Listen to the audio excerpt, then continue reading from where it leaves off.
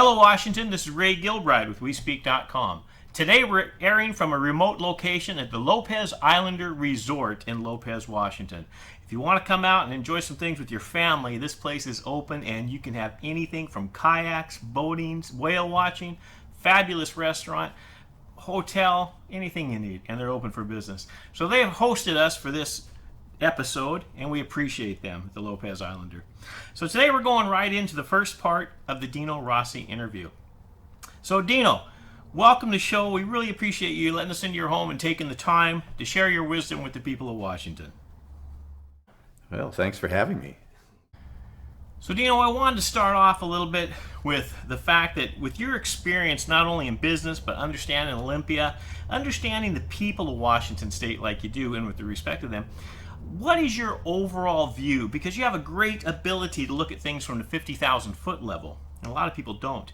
So what is your overall view of what is going on in Washington State and the election, and how important is it when it's like this to use every asset to your advantage? Everything from the free voters pamphlet all the way up to the internet, all the way up to the very expensive TV marketing. Can you give us some insight on that? Well, it's going to be an interesting race from the standpoint. I think you have a governor that in the third term, generally, you're about as weak as you're going to get. And I'm not sure that we're fully taking advantage of that at this point. And part of the problem is COVID, the issue where everybody's locked down. It's really hard for candidates to gather people up and have fundraisers and do the things you would normally do in a campaign. Campaigns statewide campaigns are very difficult. Every time I did it, it was 12, 14 hours a day, 7 days a week. There are no vacations. There's none of that. It has to be completely focused on the effort if you think you're going to win. It takes two things. It takes money, and effort and name ID. And if you don't have name ID, you better have the money to buy it. Because if nobody knows who you are, then the odds of you being successful really aren't that great.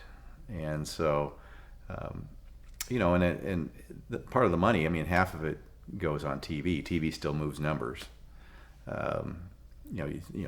Online helps quite a bit too, but TV still moves numbers. And every ad in the Puget Sound market's about $500,000. You still have to do Portland, which is another $500,000, and only 16% of those people actually get to vote for you.